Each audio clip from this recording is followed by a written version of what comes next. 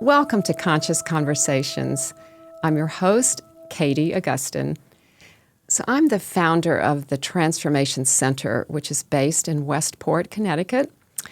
And at the center, we do a variety of things. So I offer individual sessions for healing with shamanic energy healing. We also offer transformation coaching sessions individually. And I have some classes that I teach. One is going on right now. It's called Soul Sync, and that meets every other Wednesday. And all the information is on our website. It's transformationcenterct.com. And I also love to host other practitioners. So on the website, you'll find a calendar of events, and you can just sign up right there on the website. Sometimes we have sound baths in the backyard during the warmer months. All sorts of interesting things going on. And you can also sign up for our newsletter that I send out monthly with different information, all sorts of inspirational things in there. And all of that, of course, is complimentary. So check it out. And I'm really excited, to be hosting this Conscious Conversation show because I love meeting new people, finding out what they're up to, who they are, and what they offer for you.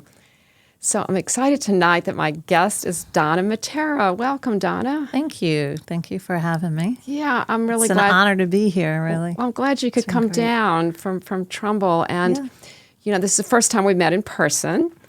But we were introduced by a mutual friend, Elise. Yes, exactly. She had been to one of your events. We were at an event together.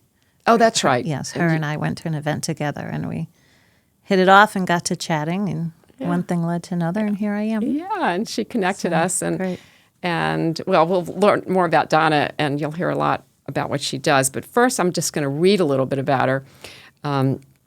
To introduce her, and we're going to put up her slide with her contact information so people can reach out to you. So Donna Matera is a Reiki Master. She's a minister and a spiritual advisor of A Course in Miracles, as well as a sound healer, which is how Elise met you. You exactly. were doing a sound bath. Yeah, so that's why she thought that maybe you could do a sound bath at the center, at the Transformation Center. Yeah, absolutely. And down the road a piece. Great. Yeah, so welcome again. Thank you. And, I'm always curious. I like to start with asking my guests, how did you get involved in what you're doing? Well, it was a process, a journey. Definitely stemmed from issues I was having in my own life, personal challenges that I had and faced, and sought different modalities to find my own inner peace. Definitely learned early on that my peace would come from within rather than trying to fix my life. I had to first find my peace within, and so began the journey probably 30 years ago. I don't want to do the math, but I would guess around 30 years ago. Yeah. And I started having Reiki treatments, and they really helped me to go inward and really find all the answers that lie within myself. And that helped direct my life with confidence. So seeing what it did for me, I decided to pursue that and become a Reiki practitioner. Went on through the years to become, different levels, and finally a Reiki Mastership. And really just loved having the qualifications, but never did much with it. It was just my hunger to know more, and then I decided I was going to go in and start offering it, and this only happened probably 10 or 15 years ago, many years later. Okay. And I started to, I decided to take the whole course over again, so they technically gave me an extended Reiki Master certification, which really was just doubling up on the Reiki Mastership, but reinforced everything for me and really motivated me and had me feel confident to now be able to offer it. And so I started offering it about 10 or 15 years ago, and then got myself into A Course in Miracles, which is a text and a philosophy. And there was just something when I opened the book that called me, that resonated. It felt like I was reading everything I already knew but had forgotten. Yeah. And that was a whole nother journey, and a passion was ignited that I just wanted to know more and more and more, and did it myself. I really knew no one else who was doing it. I just was just brought to it. And then my partner now, Alex, he also got interested in it, so we did it together. And That's awesome. again, trying to take everything to the limit. I studied the ministry of it, and we were teaching it, and, you know, we have a retreat center in Vermont where we were offering retreats on A Course in Miracles, but we did have to, we decided to close it down because we both decided that we had to really practice the principles and live the principles, and that had kind of gone by the wayside as we had 2 young children and trying to do everything. So let's just refocus on ourselves, and we did, and it just strengthened our conviction, and never got back into teaching it, but it is a thread in the philosophy I live every single day, and I teach it and extend it in all my work that I do. Oh, wow. So that's So, terrific. So yeah. that really brought a whole nother dimension to your life, it sounds like. Yeah, absolutely. It brought a balance to my life. It's my anchor. It's my grounding. Really, it's a place for me to reflect or go to when I'm feeling a little unsure about things. Yeah. And it's really simple. I mean, our lives are really simple. Well, I was going to ask you just to share what it is about it, or maybe just a little brief history or description for people. One of the basic principles, probably is the basic principle of A Course in Miracles, is that all there is love.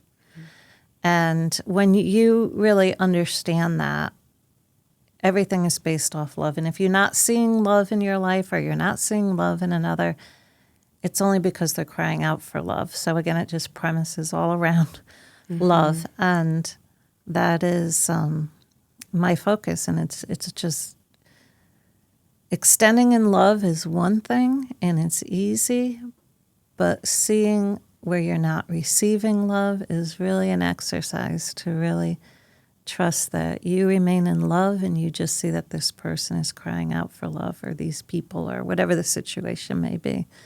Because people are today crying out for love. Without really realizing it consciously. Right, exactly. And it's easy to get caught up in making them wrong and, keeping yourself separate from them, but we are all one. And so if we can connect in love, totally it agree. will only expand. Yeah, and it's really, I feel that it's so important to remember that, and to be love. Like when I talk to some people about it and try to explain it, that if they're not there yet, it's more like, well, it's not like love like an emotion, not like a romantic love, because love has a multifaceted word, right? Right. For me, it's like it's who you are, because Exactly. like you said, we're all love. We came from love. Right. We are love. Right, exactly. Just And be we're the all love. connected in love. And, the temptation to separate yourself from somebody or remove yourself from a situation, really, I see as really an opportunity to even go a little further and Just to send the love. try to find that place where Right. you can find love, and really commit to more that joins you in love than separates you in differences. And that's often challenging. Right. And what I've found is that fear is the opposite of love.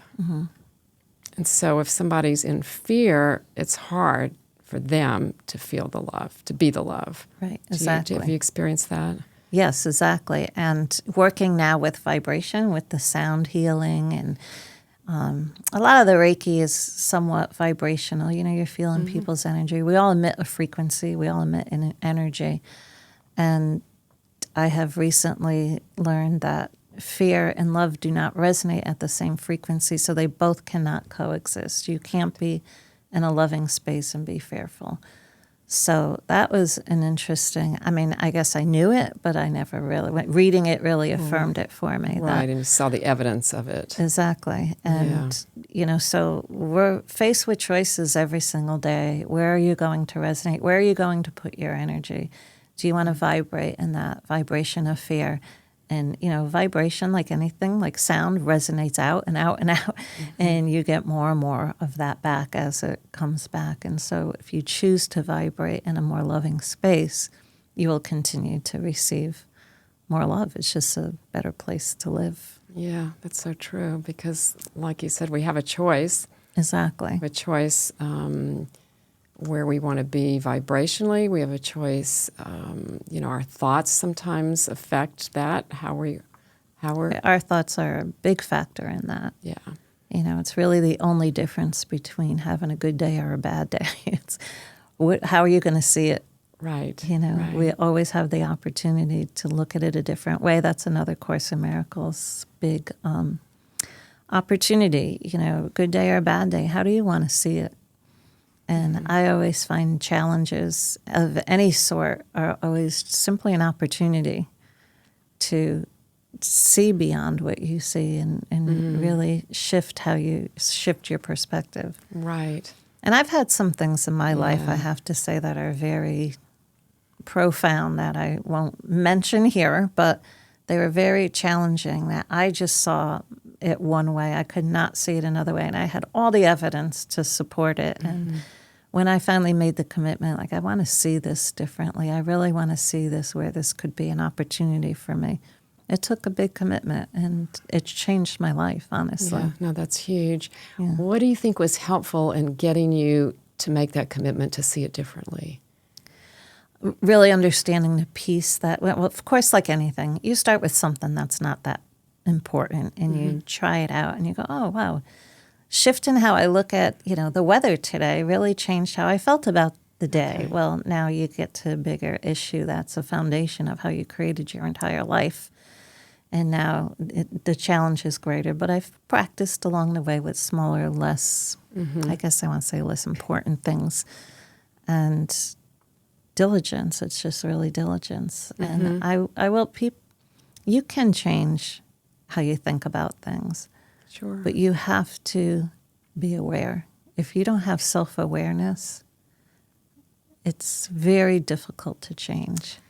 Yeah, it's very difficult because if you don't see yourself, if you're on a diet and you're not conscious that you're eating cake every night, it's very difficult to change that pattern. So just like our behaviors, it's very difficult to change if we don't watch ourselves, if we don't watch our reactions and how we treat other people.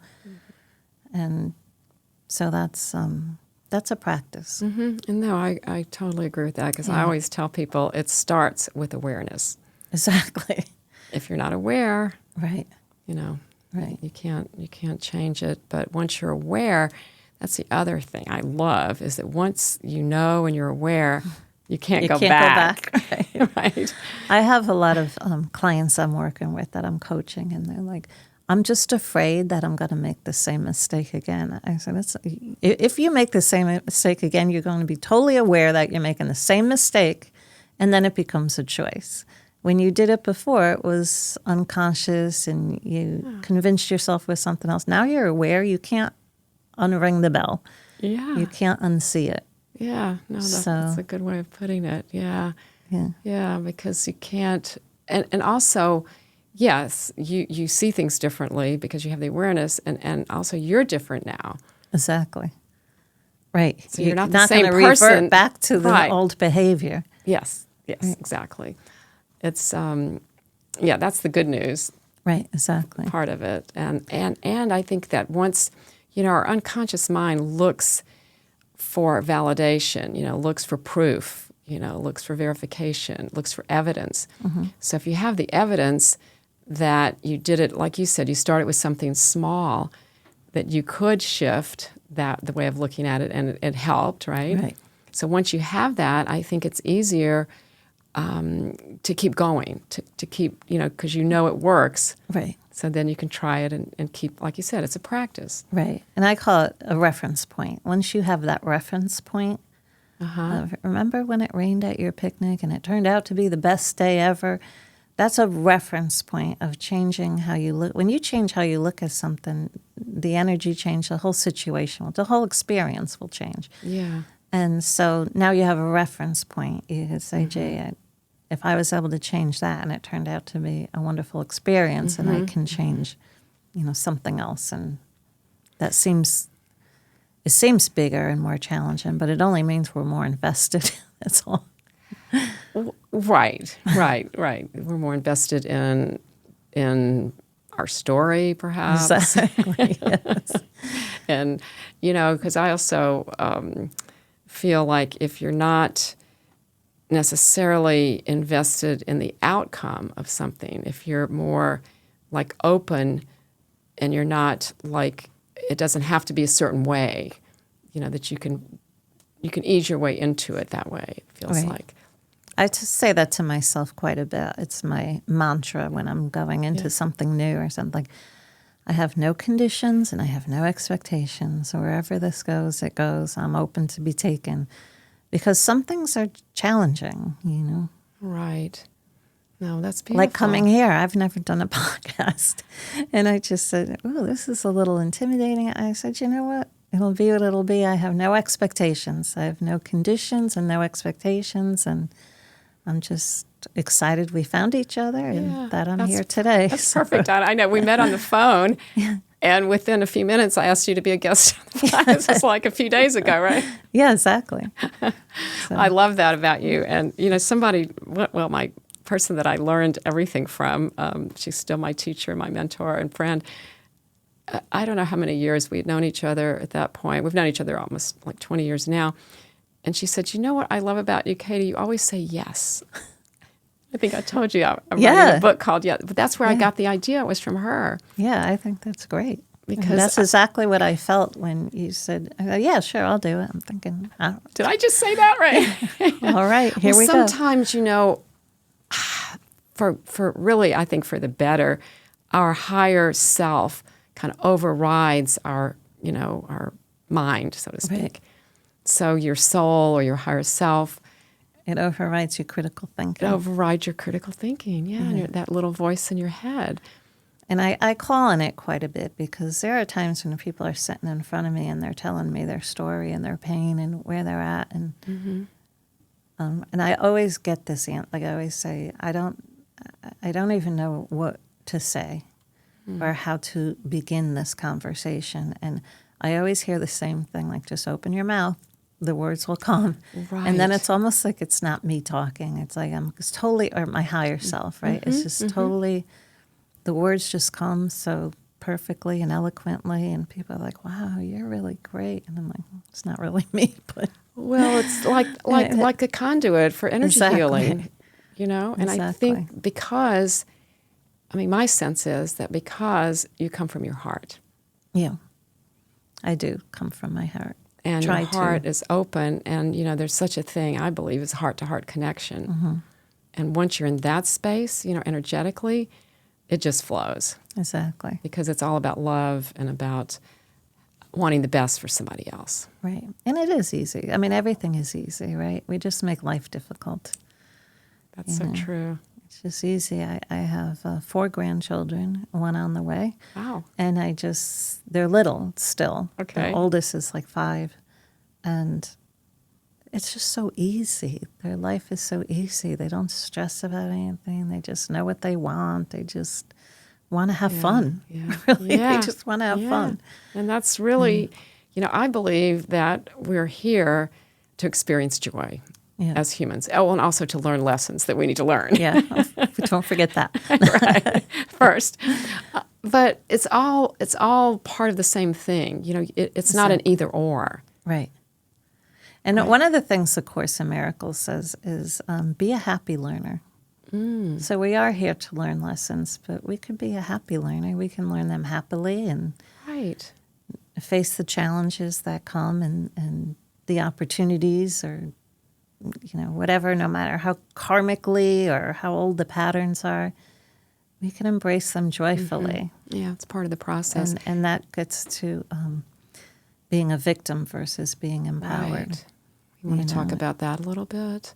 Yeah, if situations come to you, if you've got a bad diagnosis, if your husband walks out on you, if you lose your job, these are all big things that are happening in your life. And if they're big, profound things like that, it most likely is an opportunity to grow and expand on a soul level. Mm-hmm. And so when you know that, really know that, you can really be open to learning, like, okay, this is challenging. This is the toughest thing I've ever had to do in my life. This hurts. This is hard. But I trust there's an opportunity for me here. I trust there's a learning. That's really being empowered and being able to stand still in your faith and in yourself and, whoever you may have faith in, the God, the universe, whatever it is. For everyone, it's different. But it's always an opportunity. And so if you come in and you're a victim to the circumstance, your husband just walked out on you after 40 years or whatever, and, it's all about him and what he did, and now he holds your life in the balance. And as long as you're a victim to that circumstance, you are not empowered to make your life happen from this point forward. So the minute you realize you brought this situation to yourself on some level, you can explore that, how you did that, why you did that. That's totally personal and up to you. But you have to understand that this circumstance didn't just happen to you. You called it to yourself. And when you embrace that, the minute you believe that, the minute you accept that to be true, from that minute forward, you can create your life any way you want it. You could say, great, if I had the power to create this situation to get my attention, then I have the power to create something else. But as long as you want to be a victim to circumstances that come to you, you're very disempowered. We have a lot of power of creation. We were born to create. Yes. We're creatives. That's what we do. Yeah. And unfortunately, that's human. We want to accept the good creations, but we don't want to accept the creations that we might judge as being bad or not really what we wanted. Right. That's a great way of putting it. I really like the way you describe that. Yeah. Yeah, it's an opportunity. It's, when you were speaking, it also came to me, it's an invitation. Mm-hmm. It's an invitation. It's an invitation to grow, to, like you were saying, to evolve, to become more self-aware. Exactly. Which circles back to the beginning about having that awareness is where it all starts. Right. So I love that. Self-awareness. Yeah. So it's an opportunity and an invitation, and to create a life that works for you. Yeah. And I will say people who step over that threshold, and it's difficult to do when you're saying, I didn't do anything to have this. Like, this is terrible. I didn't do anything to have this. I'm not that bad of a person. Why would I do that to myself? I mean, I personally have gone through a lot of those same questions. Like, why would I ask for that? Why would I create that? How am I a match for that? I'm just living my life. Yeah, right. But the more you do the self-exploration and you start to realize, again, a lot of it is vibrationally. If you're betraying yourself, you're going to be in a partner with someone that's going to betray you. That's just, your resonance tells the world how to treat you. Yes. If you love yourself and you're joyful, the world's going to treat you that way. Yeah. If you don't think you're worthy, you get to be right. I mean, right. I say that all the time. Well, you'll get to be right. I'm not going to argue with you. Yeah, no, that's true. Like, if you have a limiting belief, then you're going to look for the evidence to support that belief. Exactly. And you'll find it. Right. You'll create it if it's not there. And if that's your commitment and that's what you want to focus on, then. Right, but so how do you get somebody to the point where they will start to question or start to look inside? Well, how do I personally? I have a lot of stories, and a lot of times I share my own personal stories and where I might have been really rooted or where I might have only seen it from a victim standpoint, and I say, this was all I saw. But when I dug deeper and I decided to look a little different, then it opened up. And, I believe that when you are ready, you will be shown. But if you are not willing, you'll be shown all you want and you just won't see it. And so when I was ready to surrender my perspective, my story, like you say, and I said, this story no longer serves me. I don't want to live this anymore. All these opportunities came to me that I never... Isn't that amazing? Yeah. Yeah. And I was like, oh my gosh, isn't this crazy? Like now I'm seeing it from a totally different perspective. And now this and now that. And it just is amazing, but it's really not amazing. That's how the universe works. That's how the universe works. Right. I know. I was just the other day, somebody said, we used to say the universe works in mysterious ways. Yeah. But no, it doesn't. We know how it works now. We used to not know, but now we know. Right. Well, what they say, there's no such things as coincidences. Yeah. No, I firmly believe that. And once you're aware, then you can start to look for the messages or, the serendipity moments where you... Yeah, well, you'll have a different learning, and you'll say, this is talking to me. This is saying something to me. Uh-huh. Why am I being nudged in this direction? And, why when I really want to attend this event, I'm hitting traffic and I'm now all of a sudden this road is blocked or this is, well, you know what? Yeah. Trust. Yeah. Not meant for you to be there. Right. We don't always know why.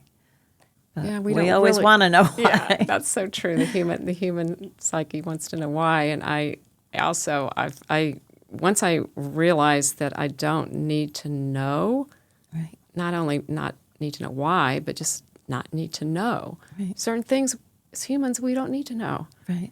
I can't explain everything about energy and physics, and I mean, maybe somebody could if they wanted to, but I don't need to know that. Right. I trust. Exactly. It's all divine plan. Sometimes it's Yeah. beyond our knowing. But another mantra of mine, I always say, well, I'll know what I need to know when I need to know it. I do trust that. When I need to know something, it'll come to me. If I don't need to know, Yeah, no. I'll carry on my merry way. We're not oblivious, but we just don't need to know it right now. Right, exactly. Yeah. So then what drew you to the sound healing? Again, it was having it done Okay. or attending a sound bath. Yeah. It was there was something so magical. There was a resonance in the vibration.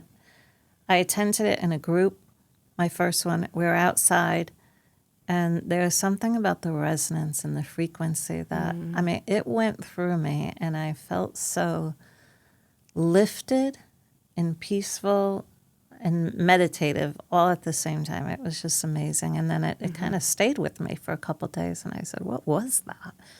And I started going to them, not weekly, but as regularly as I could, and really always left feeling the same way. And I said, I want to learn more about this. I want to learn how to do it. So I took a class and bought all the instruments and learned how to do it. But then that's never enough for me. I always have to understand what's really going on behind, like, why do I feel this way? And I just started doing a lot of research about where they've used sound years and years ago, and they've used it for healing, and they've used it for keeping the masses calm. And when you think about music and what it does to you, you hear a song that really lifts you up, and you hear a song that you're just like, okay, you got to turn this off. Right. It totally can resonate one way or another. Right. So that's terrific that you do that now. Well, we'll definitely have to get you over to the Transformation Center. Yeah, I would love that. Next year. Great. Yeah. Yeah, I think we're just about out of time, though. Okay, wow, so we're going to have to wrap up. I know it goes really fast, 30 minutes. But thank you so much for being here today, my Donna. Pleasure. Taking thank that you chance. for having me. It's so great to talk to you. Yeah, it was really fun. To know nice you. to know you too. And thank you to our audience for being here today, and to Verso Studios, Westport Library for hosting us. See you next time. Conscious Conversations. Namaste. Namaste.